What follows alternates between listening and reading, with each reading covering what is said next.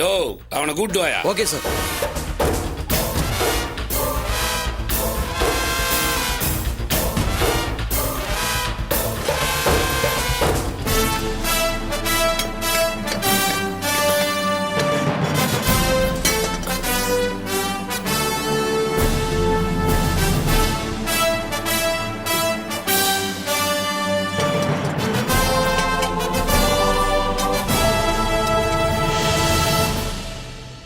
நானே உன்னை அனுப்பிச்சிட்டு எங்க ஆளுங்களை விட்டு நானே உன்னை பிடிச்சிட்டு வர சொன்னேன். ஏன் தெரியுமா? அந்த மாதிரி ஒரு முடிவு எடுக்கலன்னா அந்த பொம்பளை இந்நேரம் கமிஷன் ஆபீஸ் போயிருப்பா. அதுக்கப்புறம் இந்த ஜென்மத்திலே நீ வெளியே வந்திருக்க முடியாது. போலீஸ்காரனோட ஒவ்வொரு அடிக்கும் ஒவ்வொரு பாடி லாங்குவேஜ் இருக்கியா. பெரிய பாதிப்பு வராத அளவுக்கு தான் நான் அடிச்சிருக்கேன். ஆளுங்களோட அடி 1-2 பட்டிருக்கலாம். இப்படி எல்லாம் பண்ணலன்னா அந்த பொம்பளை என்ன நம்பி வெத்து பேப்பர்ல கையெழுத்து போட்டிருப்பாளா? எல்லாம் உன் நன்மைக்காகத்தாயா. ரொம்ப தேங்க்ஸ் சார். கல்யாண மண்டபத்துல இருந்து எல்லா இடத்துலயும் உன்னை பத்தி நல்லா விசாரிச்சப்பா. கடைசியா உங்க வீட்லயும் போய் விசாரிச்சலான்னு போயிட்டு இருந்த வழியில தான் உன் ஃப்ரெண்டு கனகசபை பார்த்து இன்னைக்கு நடக்க போறவனோட நிச்சயதார்த்தத்தையும் சொல்லி கொஞ்ச நேரம் டைம் கொடுத்தீங்கன்னா அவனே வந்து சரண்டர் ஆயிடுவேன்னு சொன்னான். விசாரிச்சதுல நீ ஒரு நியாயமானவன் தெளிவா புரிஞ்சது. அதுக்காக உனக்கு ஒரு கடைசி சந்தர்ப்பம் கொடுத்து பாப்பமேன்னு தான் இங்க காத்துக்கிட்டு இருந்தேன். நீயும் சொன்ன மாதிரியே கரெக்டா அவன் சரண்டர் ஆயிட்ட. எப்ப நீயே வந்து சரண்டர் ஆயிட்டியோ அப்பவே தெளிவா தெரியுது உன் மேல எந்த தப்பும் இல்லைன்னு. ஏற்கனவே அந்த வேலாயத்தை பத்தி தெரியுங்க. ஆனா விசாரிக்கும் போது தானே அவன் துளசிக்கு எவ்வளவு கெடுதல் பண்ணிருக்கான்னு தெரியுது. வெத்து பேப்பர்ல அவங்க அக்கா கையெழுத்து போட்டு கொடுத்துருக்கால. இது ஒண்ணு போதும் எனக்கு. கண்ணுல விரல விட்டு ஆட்டி போடுறேன்.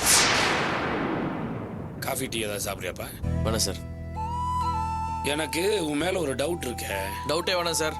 வேலை எதிர்த்து குத்து வழக்கால் வச்சது நான் தான். நான் அதை பத்தி கேட்கவே வரல. நான் விசாரிச்சு பார்த்ததுல அந்த துளசி உனக்கு எந்த சொந்தமும் இல்ல. உன் வீட்டுக்கு நிச்சயதார்த்தம் நடந்துட்டு இருக்கும் போது அதை கூட நீ பெருசுபடுத்தாம துளசிக்காக எதுக்கு இவ்வளவு பெரிய ரிஸ்க் எடுத்துக்கிட்ட?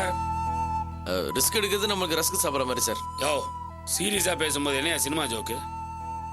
சரி உனக்கு அந்த பொண்ணுக்கு அப்படி என்ன லிங்க்? அது வந்து அந்த பொண்ணு என் தங்கச்சியோட ஃப்ரெண்டு சார்.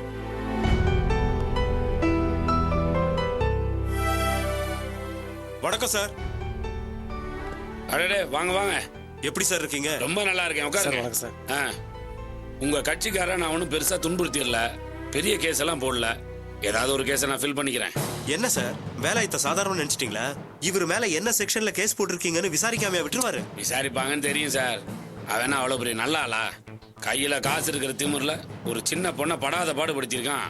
பிரச்சனை வந்தா ஃபேஸ் பண்ணிக்கலாமே தான் அவங்க அக்கா கிட்ட ஒரு வெள்ளை பேப்பர்ல கையெழுத்து வாங்கி வச்சிருக்கேன். ஜாமீன் பேப்பர் கொண்டு வந்திருக்கீங்களா? கொடுக்குறேன் சார்.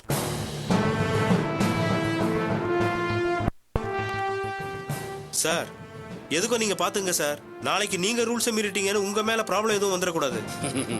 சிக்கல் வந்தா நான் ஃபேஸ் பண்ணிக்கிறேன் சார். நீங்க கூட்டு போங்க இவரை. சரிங்க சார். பார்க்கலாம். Okay thank you. Thank you. வாங்க பார்க்கலாம். ரொம்ப தேங்க்ஸ் சார். ஓகேப்பா. யோ கையெழுத்து வாங்கிக்கியா? சார் இந்த கேஸ்ல இன்ஸ்பெக்டர் ஐயா அழகம் பெருமாள் சம்பந்தப்பட்டிருக்காரு.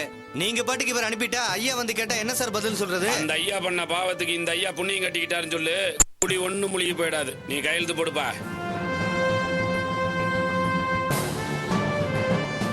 அப்பா தமிழே,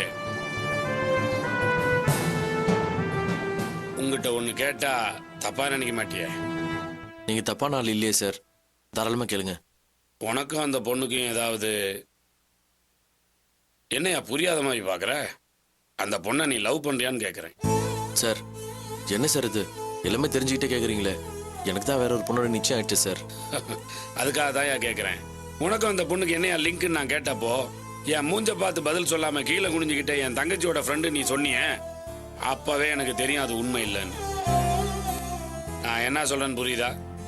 சூழ்நிலை அது இதுன்னு மனசுல ஒருத்தி நினைச்சுக்கிட்டு வேற ஒருத்தியோட வாழ நினைக்காத.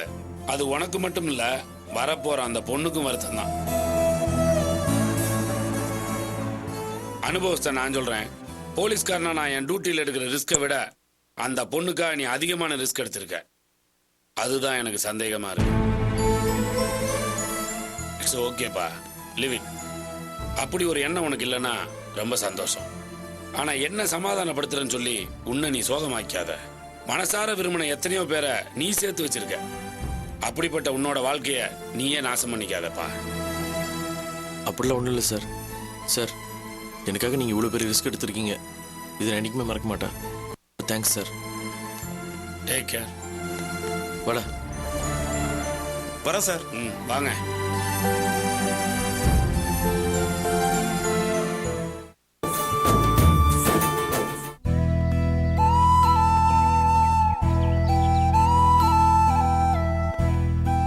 ரொம்ப தேங்க்ஸ் சார். ஓகே, பரவாயில்ல சார். தேங்க்ஸ். வரேன்.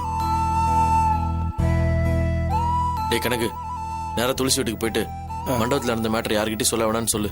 அவ பாட்டு யார்கிட்ட இதை உளறிட்டு போறா. எதுக்குடா? டேய், வேலையத்தை நான் தான் அடிச்சேன்னு சொல்லி சரண்டர் ஆயிட்டேன். இப்போ கேஸ் என் பேரில் தான் இருக்கு. இந்த விஷயத்த நாமளே டீல் பண்ணிக்கலாம். துளசியோட பேரு இந்த கேஸ்ல எக்காரணத்தை கூட வெளியே வரக்கூடாது. அதுக்காக தான் சொல்றேன். சீக்கிரமா போய் இந்த விஷயத்த அவகிட்ட சொல்லு. சரி, நீ என் கூட வாயேன். இல்லடா, எனக்கு அங்க வரத்துக்கு ரொம்ப தயக்கமா இருக்கு. அது மட்டும் இல்ல, நிச்சயதார்த்தம் முடிஞ்ச கையோட நேரம் இங்க வந்துட்டேன். அம்மா என்ன தேடிட்டு இருப்பாங்க. நான் போய் அவங்களை கூல் பண்ணணும். நான் எப்படி அங்க தனியா போறது? டேய், அவங்க அப்பா ஏதாவது சொல்லுவாருன்னு பயப்படுறியா? அவங்க அப்பா இப்ப முன்ன மாதிரி இல்ல. அது மட்டும் இல்ல, அவங்க வீட்டு ஃபோன் நம்பர் தான் நானே ஃபோன் பண்ணி சொல்லியிருப்பேன். அவ யார்கிட்டயும் உளறி வைக்கிறதுக்கு முன்னாடி தயவு செஞ்சு இந்த மேட்டரை போய் சீக்கிரம் சொல்றா. போடா. சரிடா, நான் போய் அவங்கள பார்த்து நீ சொன்ன விஷயத்த சொல்லிடுறேன். இதுக்கு மேல நீ ஏதாவது பேசணும் என்ன பண்ணுவ? நான் அப்படியே நம்பர் வாங்கிட்டு வந்துடவா? இல்லடா, அதான் எல்லாம் முடிஞ்சு போச்சு. இதுக்கு மேல அவன் நம்பர் நமக்கு எதுக்குடா? சரி மச்சான், அப்ப நான் கிளம்புறேன்.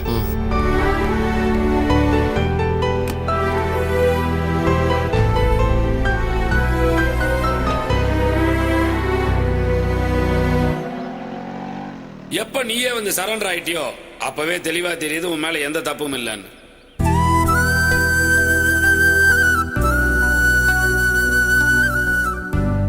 அந்த பொண்ணை நீ லவ் பண்றியான்னு கேக்குறேன். எனக்கு தான் வேற ஒரு பொண்ணோட நிச்சயம் ஆயிடுச்சு சார். அதுக்காக தான் கேக்குறேன். சூழ்நிலை அது இதுன்னு மனசுல ஒருத்தி நினைச்சுக்கிட்டு வேற ஒருத்தியோட வாழ நினைக்காத. அது உனக்கு மட்டும் இல்ல, வரப்போற அந்த பொண்ணுக்கும் வருத்தம் தான்.